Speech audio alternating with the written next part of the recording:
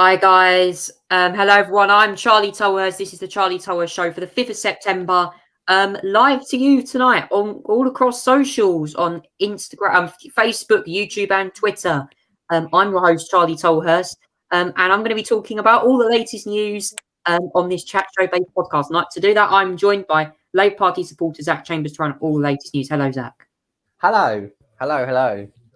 Now, the start of the show is going to be an interesting one. I have rebranded the first segment to the hot headlines now, where me and Zach will give our take on the big news stories as we come in. But we're going to start, if we may, with the children's vaccine rollout, as I call it, because the JCVI have announced just the other day that they do not recommend that children 12 to 15 have the vaccine. However, though, the UK government want to defy that order and give children the vaccine. Now, Zach, what is your opinion on this issue at the moment? It's an interesting one, Charlie. I'm very surprised by the decision, I must say. The expectation was that, that this may well have been offered to 12 to 15-year-olds here.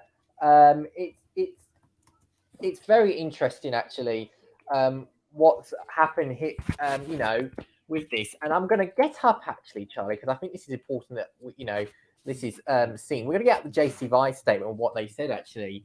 It says here, children to 12, 15 with serious disabilities should be offered for vaccine. 16, 17, obviously, should continue. JCVI, yeah. So basically, they've recommended that that limit itself to 12, who are EU supervised, basically. And the important here, until more data becomes there, JCVI does not currently advise routine universal vaccine of children, young people less than 18 years of age. It remains under review. The health benefits in the population, according to JCVI, are small, and the benefits were uncertain. They say that it does not, the risks do not outweigh the benefits do not outweigh potential risks, basically enough to basically offer the vaccine universally to 12, 15-year-olds. That's a bit interesting, actually, Charlie. That's completely different to, how, the US are going out it. They've offered the Pfizer vaccine. They've approved for 12 to 15-year-olds based on the data they have there. They come to a different conclusion there, which is very interesting, might I say. Now, as I said, Charlie, I'm surprised about this decision. I thought it was going to be offered to 12, 15-year-olds universally, and I thought it was going to be a good idea. Now, it seems at the time, right now, it looks like the chief medical officers are going to get some more guidance on this, because they want to look into this more about various other factors. So it's possible, as you said, Charlie, that it may well be that the government may decide to eventually just, offer 12 to 15-year-olds vaccines, but the JCVI has said, no, well, it's not really for now. As I said, Charlie, I'm a bit surprised, but very, it sounds like they're leaving the door open to this decision in the future, not now, but in about 2 weeks, couple months' time, maybe once they get more information. It's a stark contrast to what's been offered in the US, actually, where every 12 to 15-year-old has been offered a vaccine. I suppose as well, Charlie, what we're going to probably look out for in the coming weeks and months, possibly, is the decision on the booster shots, whether that's going to be offered universally or kept to the EU compromise and the over 50s, which is what's being proposed at the moment. That will be interesting to see whether that expands or whether they're going to stick to normal decision in light of this decision. It's a very interesting decision, I think, Charlie. And yeah. I'm personally surprised about it.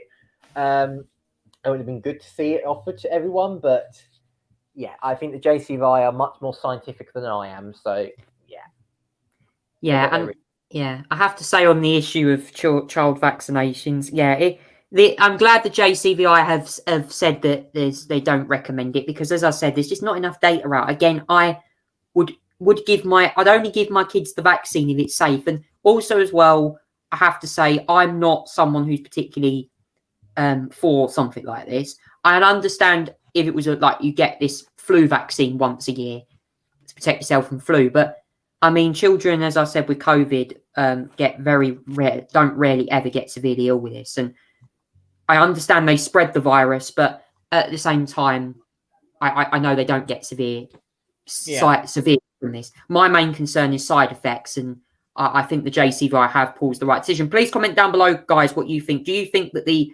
JCVI has made the right decision on pausing the vaccine rollout for 12 to 15-year-olds? Please comment down below, because I'd like to hear your opinion. Of course, most schools in England do return tomorrow, as it's the 6th of September. So please, guys, if you're planning on returning to school and you're a bit unsure, let us know down in the comments below.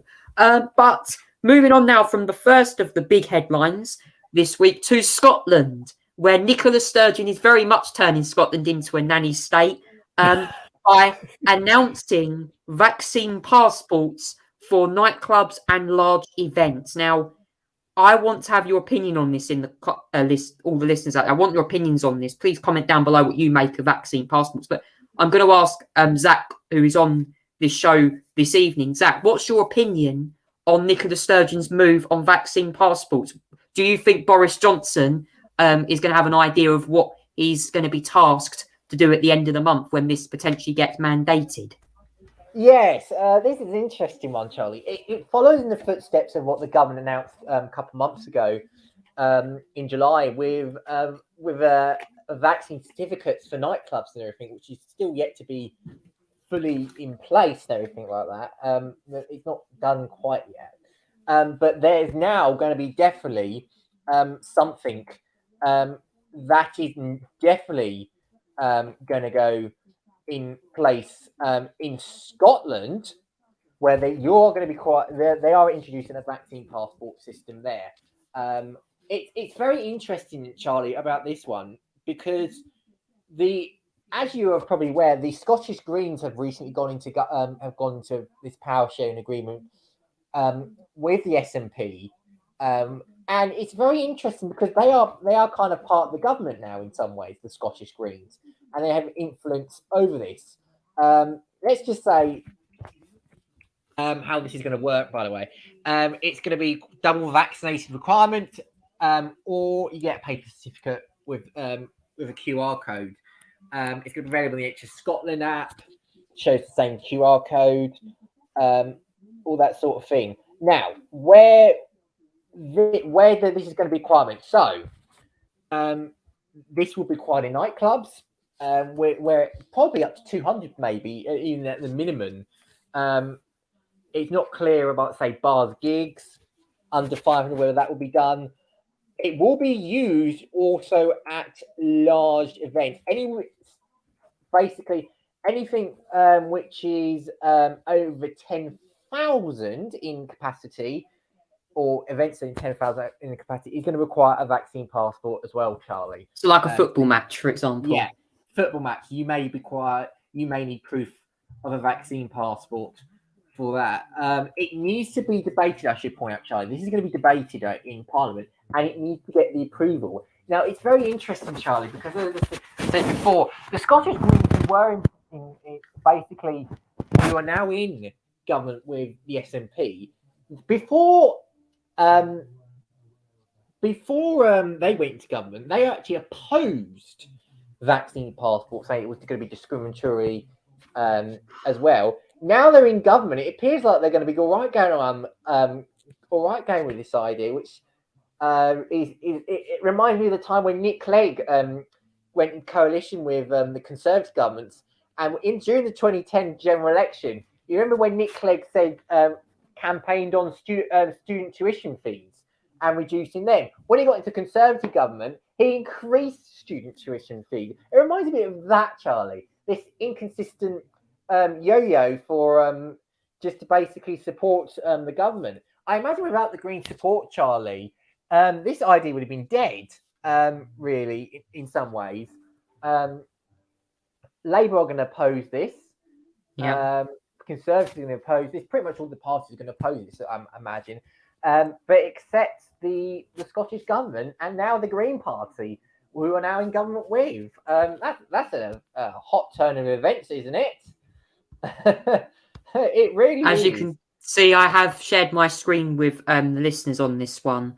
It says on here that Scottish Labour's Anna Sawar and Health Secretary Husby Youssef both appeared on the Sunday show to discuss this. However, though, Anna Sawar is believed to be saying the claims the Scottish Government is trying to look like it is in control of the virus. The First Minister says it's the least restrictive way of keeping people safe. So it sounds like Labour in Scotland are opposing this. I mean, I feel like with Westminster, I kind of feel like they're going to oppose this as well. I mean, I oppose these completely. These are, I'm going to give my view on this. I think they're completely discriminatory. And I think they're just depriving young people of their freedoms. And I have to say, these vaccine passports are the gateway to future business collapse, future economic damage.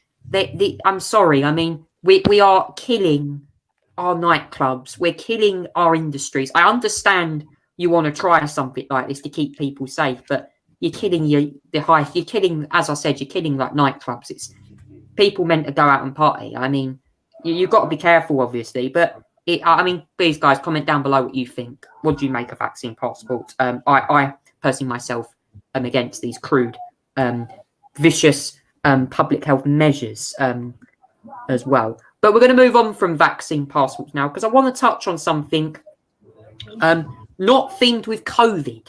Of course, we're going to be coming back to the government's vote later, but Extinction Rebellion is going to get a mention on tonight's show because there has been lots of protests for climate change activists across London. And I'm very annoyed with these people who very much claim that they want to end the world and be net carbon zero in about 4 years. But Zach, what do you make of these Extinction Rebellion protests during the week?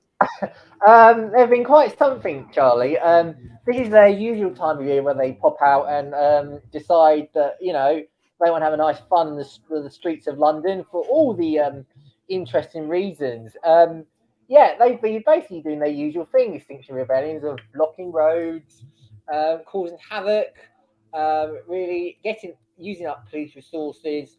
Yeah, this is a protest basically of them just sitting down, being glued to stuff, using super glue, tying themselves to fences, lights, roads. They're basically, their aim is Extinction Rebellion is to cause, you know, is to highlight climate change and come with a few more demands, but to force action, they actually force themselves onto roads, stick themselves, so actually nobody can get to work or anything like that. 508 arrests have happened actually, Charlie, from what I'm reading here. 508 arrests since this protest started. It was on the 23rd of August. They finished their little protest on Saturday for 2 weeks in the capital. They claim is that speeches have been losing every minute. We're not doing enough. We're not taking it seriously. Yeah. There are, as I said, 500 arrests, Charlie, because they basically caused too much disruption. I think probably my personal opinion is they're sending the wrong message here. As you know, this police bill is going through Parliament. You know, and they you know, that's part of the reason I think. You know, that's probably the government are probably vindicated, probably watching all of this and justifying their police bill passed, unfortunately. So yeah, you know, it's mad, honestly. It's you know, it's not the way I would protest, but honestly, even though it doesn't do much, you know, it's quite an interesting way to protest, but it's not a very good way to protest. No. Now, whilst we're Zach, I'm going to play for you a very quick little snippet of an interview from Andrew Neil on GB News as he grills the Extinction Rebellion co-founder and says to him, "Why did you even mention China?" Have a listen to this. Even Extinction Rebellion can deliver that. Is there anybody listening to you? Well, I think we're trying to communicate a truth to the British public, and we're doing that in the best way we can with the resources we've got. And I think the truth that we're trying to communicate is that if we don't act quickly, then the freedoms that you were just talking about could be curtailed in a more severe way and in a permanently severe way if we don't get our act together on reducing carbon emissions. Do you think that the best way to get people to listen to you is to disrupt their lives? Yes, because I think we've had 30 years of being told that the reality is we have to cut carbon emissions, otherwise we're going to destroy our societies and our economy. And at a certain point, people have decided to go to the streets to make this point clear. And what I'd like to emphasize is this is not trying to curtail the valuable freedoms of the British public. It's trying to communicate to the British public and to people like you that we've got a problem, that this is not going to go away. It's not like COVID where, you know, you've got to wear masks or you've not got to wear masks, and then we all know it's going to go away. The facts of the climate crisis is that it's going to get exponentially worse.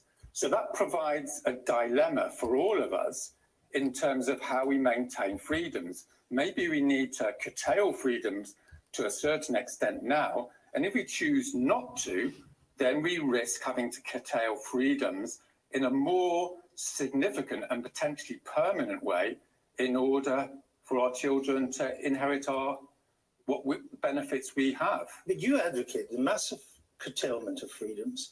You want zero emissions, not net zero. You want zero emissions in 4 years. That would require the banning of all transport, private and public.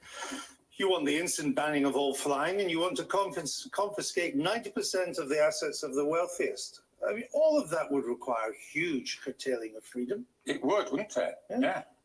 But you just said you didn't want to do that. No, what I said was, if we don't act now, then we risk having to do even more severe things 10 years But what down could the be line. more severe than going to zero emissions in 4 years? That would end life as we know it. Factories would have to close, companies would close, delivery vans would end, cars would go, railways would have to stop, flying would end, and you would be confiscating assets of people at the same time. Don't know what that does for climate change, but you've advocated that. That would end life as we know it. The economy would go into massive slump. Yes, and Yes. it's a terrible situation. Yes. I'm not disagreeing. Thank you there to Andrew for that interview. And I have to say, Zach, I am absolutely confused why this person is even on his show. He sounds like he doesn't know anything. Oh, I have to say something. We've got to stop all travel now. We've got to stop all, take 90% of the assets away. This is a bit long. It feels like code all over again. I mean, it's a bit weird, but I get the point he's trying to make, but it sounds a bit wild to be doing it all instantly.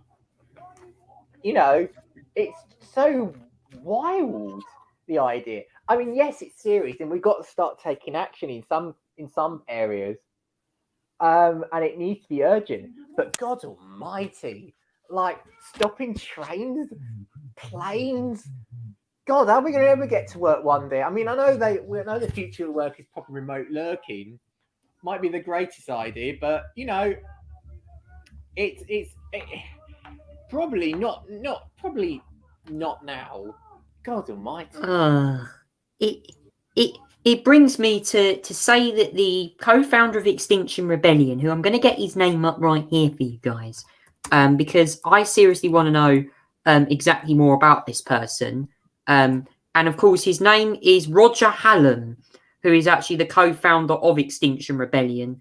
who actually had the interview with Andrew Neil. I have to say, Andrew Neil was all over him in that interview. And I can tell you why I think a lot of people actually know Andrew Neil very well. Is because he's a ferocious political interviewer. And certainly I agreed with pretty much everything what he said on that issue regarding Extinction Rebellion. Because although I think these people just seem to be a bit crazy and they're pro-climate activists. So, yeah, please comment down below, guys, what you make of Extinction Rebellion. I don't want to keep spoiling out more about climate change, but yeah, these people certainly are interesting indeed. But we're going to move on now from the hot headlines to sports round. A bit of sports news to report today. I want to start with the Formula One Dutch Grand Prix. We got some racing finally this weekend at Zandvoort.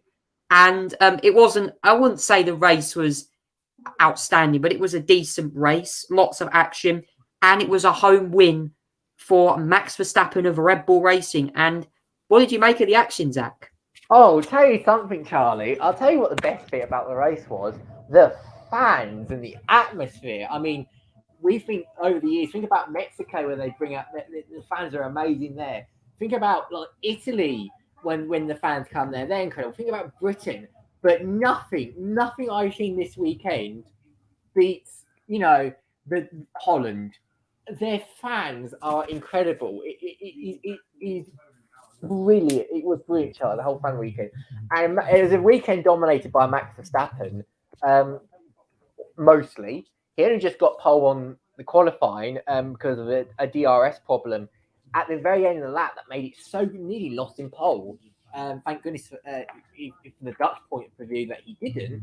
From the British, it would be disappointing because that was so close and that was the pace was so near for Lewis Hamilton.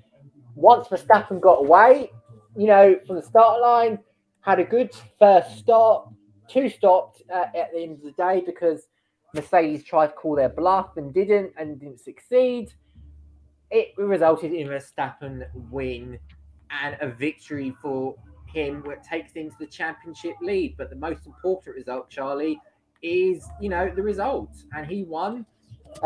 Lewis Hamilton got the fastest lap in second. Well, that was temporary. He nearly lost it thanks to Valtteri Bottas, and he ignored the team order not to abort the fastest lap in the last couple laps. I mean, that would have been something, Charlie. If he ignored that, because that would have been absolutely crazy. Gasly 4th. It's been a brilliant weekend for Gasly. Great weekend for Gasly. Yeah, well done brilliant to him. weekend, Charlie. 1 lap down though, believe it or not. Literally, only the podium finishes, Charlie, finished on the lead lap. Everyone else, because of the short, narrow nature of Zandvoort, basically finished a lap down because the likes of Verstappen, Hamilton, and Bottas was too quick. So yeah, Gasly finished 4th, great result. I mean, he was a lap down, as you said, but 4th position, an excellent result. Leclerc 5th, another good result for him, I think. Alonso, great weekend, I think, as well. 6th, brilliant start, I think. Using the turn 3 banking to his advantage. By the way, the banking, I have to say, Charlie, it's such an epic corner just watching it on the screen. 7th for Sainz. 8th, Perez, who's got driver of the day, came from a pit lane start because of a penalty to finish 8th. Pretty great job by Perez. Can't deny that. 9th, Ocon. 10th, Lando Norris. A bit of an iffy weekend for McLaren. Didn't get out of Q2, unfortunately, because of obviously Latifi's crash. Ricardo, had a good weekend, actually, to be fair, but the race was a bit of a letdown. Poor weekend for the Aston Martins. Vettel had a spin. In 14th was Giovinazzi. Kubica was sitting in for Kimi Räikkönen, who announced his retirement, and then had to retire. Well, didn't even basically make it to qualify because of the COVID positive test. Wish him best. Hope he gets to Italy with negatives. So Kubica in 15th, who was standing in for him. Latifi and Russell 16th, 17th. Mick Schumacher 18th, who's had a difficult weekend with his teammate, who's coming from logheads. Tsunoda was unlucky. He basically had a problem. And Nikita Mazepin. Hydraulic issues for him as well. So that's the point of view there, Charlie. Let's go to the drivers' standings, and it's now a 3-point lead for Verstappen over Hamilton, with Valtteri Bottas now overtaking Norris into third. It's quite something. Valtteri Bottas has only just overtaken Lando Norris, considering which tells you everything you need to know about Bottas's future. It almost looks inevitable now that Bottas is going to go out of Mercedes, going to Alfa Romeo potentially, with Russell taking that seat. Perez 5th, Leclerc 6th, Carlos Sainz 7th, 89.5. Obviously, that's because of the half points in Belgium. Belgium, not the Grand Prix, as we might as well call it. Yeah. Ricardo 9th, 10th Alonso in the stand, 11th. Ocon 12th, Vettel, Tsunoda 13th, Stroll 14th, 15th, and 16th is George Russell, 17th, 18th is Raikkonen and Giovinazzi, 19th Schumacher, 20th Nikita Mazepin. Obviously, we see Robert Kubica pop on the board today because he obviously was racing in Kimi Raikkonen, he's 21st. So that's we go to Monza next week. Formula One sprints back as well, just to confirm that will be next week. So going to be a busy weekend, but Formula One action at Zandvoort was actually quite interesting. And actually, before I go, Red Bull and AlphaTauri, I believe, were under investigation for their power units over. Were they? Or were over they, a suspected engine mode? Someone tweeted about that. I noticed. I saw that earlier. I just realized. I thought it was just a disgruntled Mercedes fans that was upset because Red Bull was winning. It was obviously. I realized this is a presenter at a radio station that you go to, Charlie. Obviously, a bit of a disgruntled that the Mercedes obviously won this weekend, because I looked at the messages that was being sent. It's like, why wasn't it Red Bull not disqualified with too bit of power? I'm thinking, well, let's see what happens next time when the Mercedes wins. I'm sure we won't be saying the same thing. Yeah, it was just a very disgruntled and stroppy. Well, I wouldn't be that harsh, but it was just a very upset Mercedes fan, upset because I saw the Red Bull win. I think that was. I haven't seen any investigations, Charlie. There's no investigations. I haven't seen. It's not. No. There's nothing here. It's just. We're back now. Sorry, I had a bit of an issue with my internet. Oh right, okay. Apologies for that, Charlie. What I was saying, Charlie, is that Red Bull probably wasn't not under investigation. It was obviously, obviously a Mercedes fan, a bit disgruntled, I think, that Red Bull had a better engine in their system than Mercedes. I'm sure if it was the other way around, he wouldn't be complaining. So, yeah. It's interesting. I wasn't sure on that one, but I mean, I think I think it was over Parc Fermé regulations. I think that was what it was over. He was putting that sort of message out throughout the race, saying that the Red Bull should be disqualified throughout the race. I don't know where he got that from. He just probably because Red Bull had the better car or something like that. I have to say, disgrunting that out is, obviously it shows your fanfare a little bit, but But there we go. You got your Max Verstappen and Lewis Hamilton fans.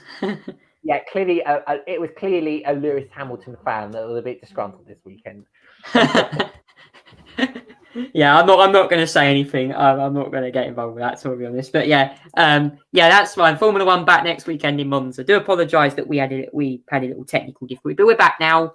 But we're going to move on now. I'm going to touch on NASCAR because I didn't touch on that last week because the playoffs are coming up very soon, and I have to say, when I just get the results up here for the latest Cup Series meeting, we're actually at the Chevrolet Silverado 250, which is, I believe, on today. Oh no, that was the Camping World Truck Series. We're at Darlington for the Cook Out Southern 500. And Zach, what do you make of this race? Because the playoffs are coming up very soon, aren't they? Yeah, it is the start of the playoffs. Let me just tell you who's in it, obviously, because there are 16 drivers that are in it, and every single place is important. We're gonna get rid of 12. Sorry, no, we're not going to get rid of 12. We're going to get rid of 4 drivers. Oh my goodness me, I'm terrible at maths this today. We're going to get rid of 4 drivers at the end of the next in 2 races time. So let me just remind you who's in the chase. It's Larson, Blaney, Martin Truex, Kyle Busch, Chase Elliott, Bowman, Denny Hamlin, William Byron, Logano, Keselowski, Busch, Kurt Busch, Christopher Bell, Michael McDonald, Eric Almirola, Tyler Reddick, and Kevin Harvick that are in the playoffs. Carl Larson's obviously first. He's got the little advantage so far of racking up playoff points during the regular season. So he's in the first. He will obviously be in the first position. But later, it will be this evening. It will be the Cup race tonight, 6 p.m. Eastern time, which is 11 p.m. UK time. Cookout 7,500 across. It's a very historic race. This is normally, and it's going to be no different this time around, Charlie. As well, it's going to be a crucial race. Obviously, every race now to the end is so crucial, Charlie. Nothing can be lost. You cannot. No mistakes are. You don't want to make any mistakes. Right, let me just tell you the good, Charlie. It's Ryan Blaney on pole, Hamlin on side, and Kurt Busch and Elliott on the second row, and then Bowman in fifth, Larson in sixth, Reddick is sixth, Alwell is eighth, Harvick ninth, and Truex 10th. So that's the starting grid for the race. So what happens here is going to dictate what could happen in the next 3 races, Charlie. Very important set of races coming up, I think. Yep. So NASCAR will be at Darlington for playoffs. Just to confirm where that is the Cookout 7,500, which is taking place. Sorry, I've literally lost the race. Cookout 7,500, Darlington Raceway. You can watch all the coverage in America at 11 o'clock UK time. But moving on now from NASCAR, I just want to touch on the Paralympics very quickly because Team GB, well done to them. I think they finished in the top 5 in the medal table. I just want to say to Dame Sarah Story, she's become the most successful Paralympian of all time. And Zach, what did you make from the UK's Paralympic Games whilst we're here? Just some of your quick little highlights. Great job. Can I just point out, Charlie, that Great Britain finished second in the medal table ahead of the United States. 41 golds, 38 silvers, 45 bronzes, 124 medals overall. China were the winners, of, if you're going to take it that way, of the Paralympics. 96 golds, 60 silvers, 51 bronzes, Charlie. That's how it ended there as well. So great job, I have to say, for Chingy. Sarah Story as well. Sensational, Charlie. Absolutely sensational. And let me see if actually let me see where the gold came. Obviously, we had medals in the athletics, the swimming, the track cycling, the road cycling, in the equestrian. All great jobs there. Let me just actually go through the medals if I can. It was a bronze for Catherine Coombs in the badminton, bronze for Great Britain wheelchair basketball, gold in the athletics men's shot put. As well, it was silver in the badminton, bronze for wheelchair tennis. As well, good job, Britain there. Gold in the canoe sprint, bronze in the taekwondo, canoe sprint KL2 was a gold as well yesterday for Charlotte Henshaw as well. Some fantastic athletes. We really bring out the best disability athletes, Charlie. And the Paralympics, no other. Great job all round. Yeah. I just want to say there were so many athletes in it. Can I say to an athlete called Ibrahim Hamato, who is an Egyptian table tennis player, I tell you what, I watched him one of his matches, and I have to say, he's amazing what he can do. He lost both of his arms in a train crash at the age of 10. And he took up table tennis. He's the only player in the world to play using his mouth. And I tell you what, he's a fantastic player, and we should give credit to anyone, no matter what their disability is, that they can actually be good at something. So yeah, he's one of my shout outs from the Paralympic Games. Amazing he got to Tokyo. Fantastic to see him playing table tennis there with professionals. He's amazing. And Will Bailey as well, another table tennis player. I think Will Bailey won a medal, I'm not sure what he got. It might have been a gold, silver or bronze in the S6, class 6 in table tennis. But we'll keep you updated on that. But well done, Team GB, for Paralympic Games. Paris 2024, here we come. Paralympic Games will be returning then. But moving on now to In the Spotlight for my next segment. And I want to chat on In the Spotlight this week about some news about Hurricane Ida.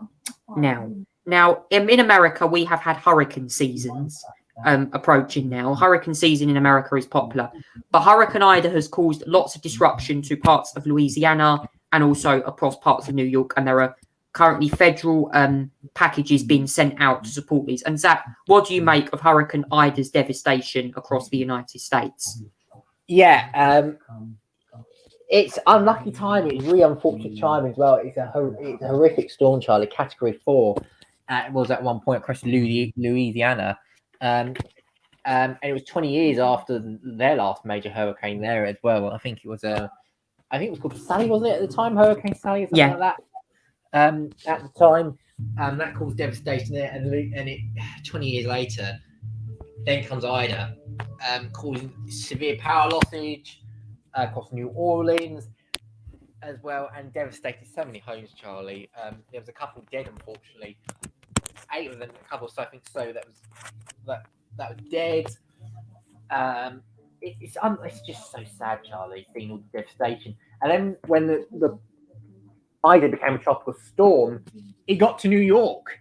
My goodness, it did lash some. The first time in I think ever to be known in New York, they had a flash flooding, and they had flash flooding alerts and everything like that. And the amount of tight pelting rain there was, you look at the train station as well, Charlie. It was deserted. Well, it wasn't deserted. People were stuck overnight because of the amount of rain that basically came down. It caused chaos, Charlie. It really did. It caused huge problems. It really was a bunch of problems. Yeah. I have to say, I was just going to get something up for you now because this is a very important thing. Basically, New York trains. If you saw a video yesterday, you would have known there was actually some flooding from Hurricane Ida. I don't know if I can get the picture up. There's a little article I've just found from the Mirror here. I'm going to get up for you right now very quickly before I move on. But you could just see the devastation and the flooding. I mean, just look at this photograph here, this terrifying picture of the flooding in one of the subway stations in New York. Yeah, absolutely. Like the station, like people were coming off the train and floodwaters were spilling everywhere. Like honestly, it was extraordinary. It was absolutely. I mean, look at this for you. Look at these pictures. I mean, isn't that absolutely disturbing to see?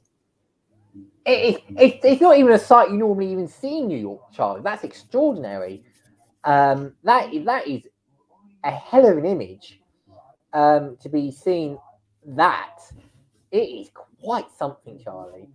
Seeing water flooding in from New York below. They're not even at ground level, I don't believe, Charlie. They're underneath as well.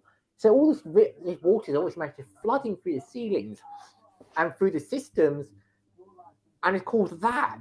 That is a sight to behold. And it may not, in years to come, that may not be the last thing we see of that. And that's how climate change is sort of, global warming is sort of caused all of that. It's something, and the infrastructure probably needs to be a nice little doing over as well, because it needs to be resilient. I mean, Pennsylvania, New Jersey as well suffered the same effects as well. You might have seen. I think Delaware had a few problems as well. I think, from what I saw, Charlie, there was some problems in Delaware as well. Basically, the North got absolutely convulsed with flooding and all that, and it was quite the sight, to see. Yeah, I have to say, I mean, the mayor of New York, Bill de Blasio, called it historic weather event. It was historic, wasn't it? Seeing all of the underground, the subways just literally getting like completely flooded. It was like coming out of the sewers. It was like coming out from the ceiling. I've never seen that before. I mean, the last time I saw New York that flooded was Hurricane Sandy 2012. I watched that very through. And in fact, I watched that on the news, actually. And I saw the devastation that caused in New York, especially in their subway stations. They were flooded to the brim. But nothing like what I've seen just a few days ago was horrible. And Joe Biden has actually given out some federal aid packaging to help deal with these hurricanes. And I have to say, Hurricane Ida certainly was a force to be reckoned with across much of the United States. So please comment down below, guys, what you make of Hurricane Ida. We'll be keeping you updated very much with hurricanes on this show throughout the next couple of weeks, because obviously the hurricane season in the US is now hitting us. But moving on now to Charlie's good news. I have a good news segment that I usually do every week. And this next good news segment is going to focus very much on an interesting news story. So I just want to quickly touch on this first news story, which is coming through to you right now. And that is that a bicycle library has opened to get more people pedaling. So this is in London. And apparently residents can now borrow bikes for free and take part in guided races to build confidence. And the idea is due to a breakdown in the barriers preventing many people from cycling. Now, London's cycle superhighways and popular bike scheme, coupled with its realization that cycling is one of the fast ways to get across the city, have put wheels in motion for a pedal-powered revolution in English capital. But why more people jump in the saddle, and why many people still lack the knowledge, confidence, and equipment to get riding? Well, a pop-up bicycle library in Tower Hamlets, London's most deprived borough, aims to address that, and they've launched in Poplar this week, transforming an empty shop to a cycle hub where children and adults can who live in locally can borrow bikes for free. Crisp Street Community Cycles also provides free cycle advice and free bikes repairs and guided rides to help people build their confidence. The month-long pilot is in a partnership with the environmental charity Hubbub, interesting, Popular Harker Housing Association, and the walking and cycling charity Sue Trans. Ideas to break down the barriers that prevent people from cycling into London, and including access to equipment and concerns about the safety. Those behind the project hope to inspire other initiatives elsewhere. Interesting news indeed. Also coming to Walt Disney World in Florida, Disney Genie is going to be announced. I've heard about this a lot. Replacing, I believe, the Fast Pass actually in Disney World. I've used that a lot as well. Coming this fall is Walt Disney Resorts Disney Genie, a new convenient digital service designed to create your day. Disney Genie is a service was created to maximize your park time. It includes a personalized itinerary feature that will help map out your day. Of course, Walt Disney World is saying we've been listening to your feedback and you want to make planning easier. You want more flexibility and better tools to do that. Well, most of your visit and exactly what Disney Genie is here to do. The Disney parks have said. More features include get itinerary updates from morning to night, find your favourites at a glance, and enjoy more flexibility and fun also in the parks as well. So that's another interesting news story that I thought I'd bring up. And also as well, in the Echo, I have some news for you about an event that happened here in Basildon at the weekend. The Basildon Pride chairman has actually said that the event was, and I believe this was an outstanding success, according to the Echo newspaper. Yes, he said it was an absolutely outstanding. He said that the community is exciting, that the community showed the love is love. Dave Burton Sampson is the chairman of Basildon Pride, former mayor here in Basildon as well. Alongside a dedicated team, he oversaw the arrangement of yesterday's parade through the town and festival in Gloucester Park. The event attracted thousands of colourfully dressed guests who enjoyed an endless sense of jubilant celebrations. Around 4,000 to 4,500 people attended the event just on Saturday, the 4th of September. So that's all the good news this week. We're going to do it all again next week. I'm sure many of you guys are keeping up to date with the news on that as well. And I know that I was involved in actually helping the broadcasting for some of that event. So yeah, that's all your good news, guys. But we're going to move on now to Charlie Asks. This segment now is going to be a very important segment. And Zach, I want to talk about face coverings now. And this question is very, very important. Should Brits wear face coverings for the next so I'm going to say this now. Should Brits wear face coverings every winter to help protect themselves against COVID-19 and other respiratory diseases? What do you make of this? Oh, I like this question. Should we wear it every winter? I think in some areas, Charlie, yes. In others, no. I suppose if you're outside in a big area and you've got lots of space, unnecessary. If you're in confinements and it's cramped, there's a lot of people near to you, yeah. I suppose stuff like shops and stuff like that, and all that sort of things, and retail stores, and maybe sometimes when you're in holding in a restaurant, stuff like that, maybe you should do it then. I suppose with systems like if you're showing proof of double vaccinated, which I think is obviously going to be a feature in the future, maybe not, or something that they put measures took in place to stop the spread, maybe not. In some areas where you don't need all these checks and everything like that, then probably yes, indoors. Outdoors, I don't think so, Charlie. If you're asking me about it doing it every winter, I think for some it will become unsustainable. I think doing it for not summer, for winter. Sorry, doing it for the next winter or two, I think it's sustainable for now. I think in the future it will probably become, without a pandemic, it will become unsustainable. I don't think people get fed up with that and think it will be a bit unnecessary. So maybe for this winter, and maybe for next, and maybe this winter too, then maybe in some certain sections, but probably not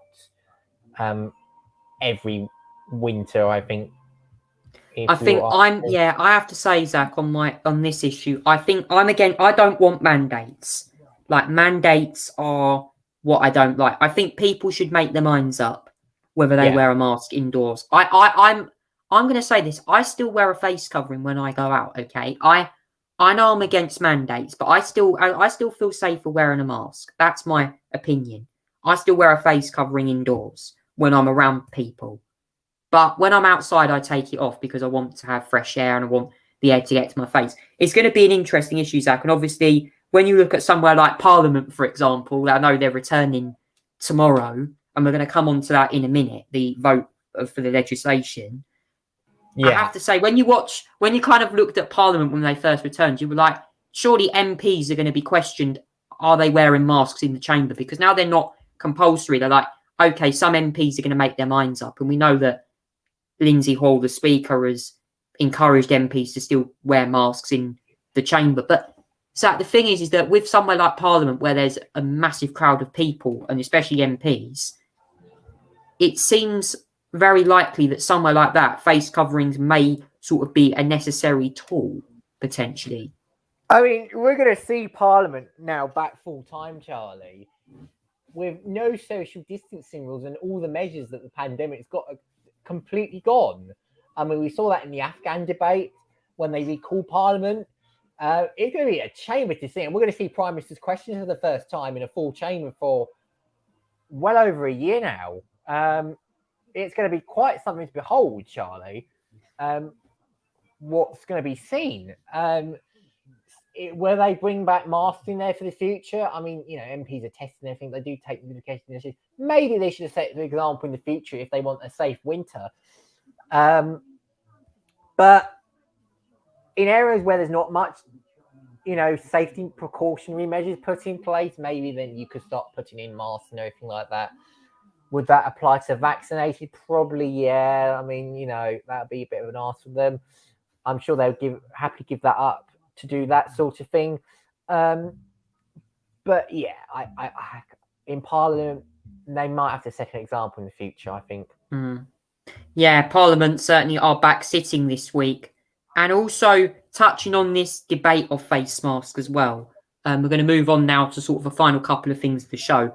The COVID-19 Coronavirus Act vote is going to be, I believe, this coming week. And Zach, unfortunately, I've been hearing reports that the government don't want to essentially let these laws go. They want to, apparently, by what I'm hearing, Boris Johnson, the Prime Minister, wants to extend them for another 6 months. I mean, do you think is that necessary? Do you think? I'm surprised he's actually doing this, to be fair. Maybe because he's looking ahead towards winter potentially and seeing what happens then and seeing if any measures need to be put in place for winter, potentially not lockdown measures, but some sort of maybe mitigation measures for winter, and then they need to use the COVID-19 Act for it. It's obviously going to be deeply unpopular with Tory MPs, and I know some Labour MPs are already opposing it, like Dawn Butler, for example. Charlie's going to oppose an extension. I don't know if it's this week. It might well be next week or the next couple of weeks that they vote on this measure. It may get through. I'm not sure. It all depends on what the position of the Labour Party will be. It'll be crucial to their thinking, I think, Charlie, in the future, I think. And it'll be very interesting, nevertheless. Yeah. My view on this is never again do we have to put up with restrictions on our lives, because I just have to say, we've done this for 18 months now. Now that our vaccination rollout has been so successful, we have to learn to live with this virus now. I mean, you look at Australia, for example. They are an example of how COVID-0 goes wrong. And we have to learn to get on with our lives. We've got to rebuild the economy. We've got to strengthen our education. And I think if you were to isolate people again, I just think it'd be horrible. I know there's been talks about people like, I know that people have said cases have been rising, but I don't look at cases now. I look at the people who are vaccinated and hospitalizations. They're much lower than the peak back in January. I mean, that's the problem. There is a lot of fear on this media still. They're trying to scare the wits out of us. I mean, Zach, you might have heard this. Neil Ferguson sometimes keeps going on air to make predictions that never end up becoming true. I mean, it sounds like the BBC have built a big platform for this person, don't they? Well, so far, the 100,000 prediction was a little bit off by about 60 or so thousand so far. I mean, there may well be room for an increase whilst we get all the effects of music festivals and outdoor areas and all that sort of thing from what's happening. But nevertheless, Charlie, it's a bit off so far. I think even the scientists, when they predicted 100,000, I think even the scientists got caught off. Even Neil Ferguson admitted he was a little bit wrong there as well. So, yeah, it's a surprise case of we're a little bit off. But I suppose that's one case, Charlie. That's just like, they've been pretty good throughout the pandemic, these scientists, with their predictions. So I don't think one little misdemeanor wasn't more misdemeanor. It was just one little model that was slightly off is going to really affect how the credibility of these scientists. I think I'll come off pretty well, I think. Yeah. It's going to be interesting how to see that. I mean, the thing is, the BBC are still like allowing him on, but the thing is that when you look at someone like GB News with Andrew Neil, like with him potentially standing down, I just think like no one's going to be able to interview big people like Neil Ferguson. Like, I wouldn't have thought GB News would target. They've been targeting people like Dr. John Campbell to go on air and explain about reforming health and social care, which I think, when you look at this now with COVID-19, they're trying to still put this as coverage. Why not talk about reforming the social care sector? That surely is the government's big must priority at the moment. And here's the thing, Charlie, the social care has actually been in the news today. Lots of news, because we're going to rumour to be getting the long-term social care reforms, this plan that Boris Johnson has been talking about for many times and yet hasn't delivered on it. It looks like he may well have a plan, although that might involve raising national insurance taxes and freezing the triple lock, which is going to be breaking two of the manifesto promises that Conservatives land on.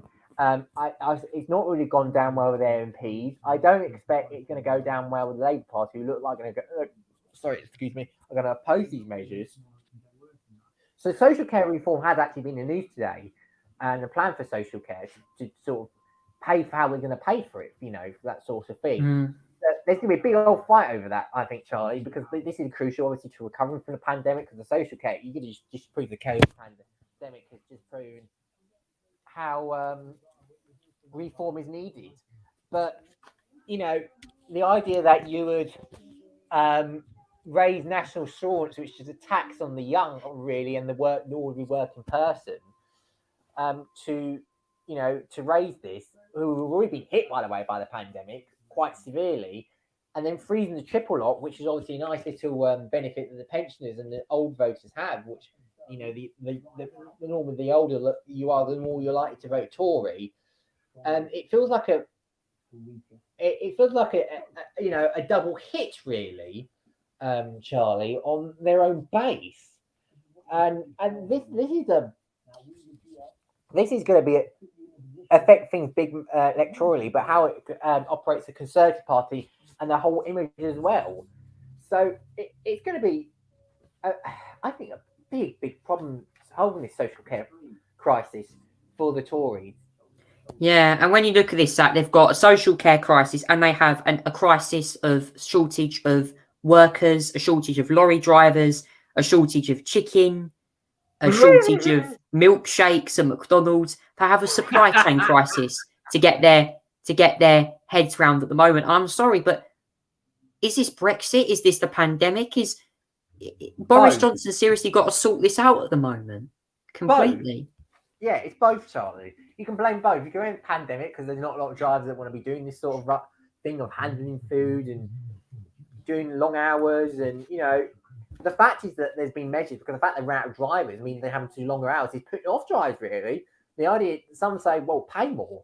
And then you've got the universal credit, £20 uplift that's ending at the end of September, Charlie, which is going to cause a big problem. I think it's a really bad decision if they're going to end this, Charlie, because you think about it, 40% of those who are actually on universal credit do actually end up working, Charlie. They're not just there sitting there on their bottoms all day because they don't earn enough hours, work enough hours to actually,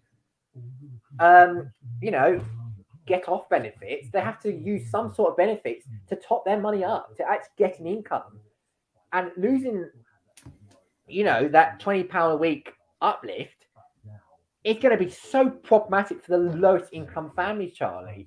And these are the same low income working class families that voted Tory, for example, the 2019 election. Are they going to be neglected again? It's going to be very interesting to see. Yeah, this is a big issue, as you said, Zach, with universal credit, because a Tory MP was on GB News the other day and spoke about this, and he's against this, and there's going to be a lot of people against this. I'm against this as well, the raising taxes in universal credit, raising taxes everywhere.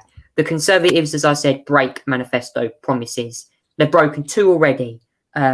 Raising national insurance, raising taxes, and also, as you said, Zach, on the triple lock. Yeah, triple lock on pensions. It's clear that they're planning on doing something with that as well. But yeah, please comment down below, guys. I'm live on YouTube, Facebook, and Twitter. What do you make about the triple lock pensions? Please comment down below. But we're just going to finish off with one final thing. Zach, a GB News, Andrew Neil doesn't look like he's going to be returning. I mean, is that a shame for the station? Because he's been the big founder of this, the chairman, the one who has founded the news station. What do you think what happen with the future of the station without Andrew Neil? It's a hot mess, Charlie. Let's just say that it is a hot mess. He obviously debuted his show. He was helped with the launch of the station. He appeared for 2 weeks and then went on a holiday for 8-10 weeks now. This has been on air. And, he's been off screen more than he's been on it, Charlie. And to be launching your station and you've been there for 2 weeks and then sodding off again,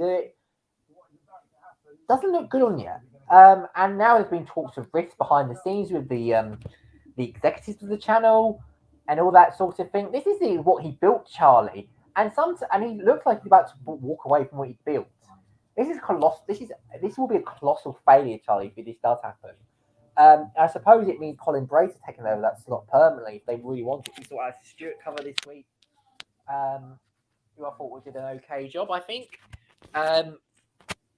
But yeah, this is a big problem, I think, Charlie, because the fact is that Neil wants to, have a right-leaning channel, but it wants to be right-leaning in news and opinion and have fair debates, where the direction is Andrew Stopopoulos, or whatever his name is, seems to be wanting to make it look like the UK version of Fox News. Now, keep in mind, this person worked at Sky News Australia, which is turned into a bit of a Foxification itself. It's not a good look on the channel, I don't think, Charlie. It's not really good. Honestly, it's not really a good look. I'm a bit disappointed if Andrew Neil steps down, because he's such an important. He's as I said earlier, he's a fantastic interviewer. He's very difficult to. If you cross sides with him, he's very difficult. He grills even the most experienced politicians. But yeah, who's going to be doing the interviews when Andrew Neil goes? I've heard that Gloria DePerio is doing a briefing show tomorrow. And would you expect someone like her or Darren McCaffrey or Tom Harwood to be taking over doing these big interviews with the political figures? Yeah, Gloria DePerio is launching the briefing lunchtime tomorrow.